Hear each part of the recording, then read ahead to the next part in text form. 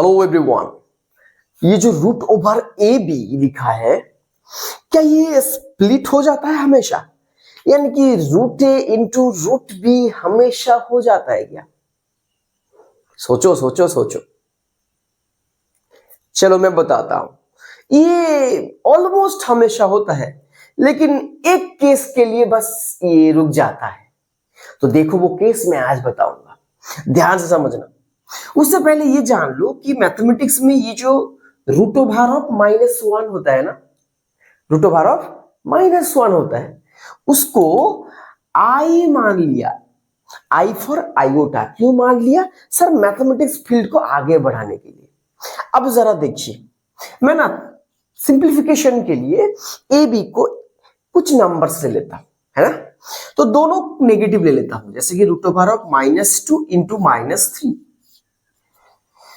तो अंदर ही अंदर माइनस मल्टीप्लाई होके तो 3 2 से क्या बन गया? √6।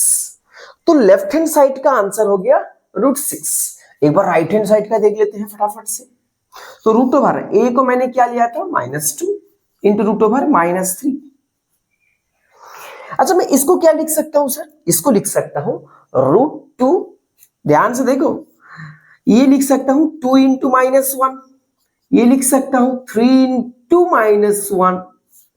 तो ये 2 √2 हो गया। और रूट ओवर ऑफ -1 मैंने क्या बताया अभी?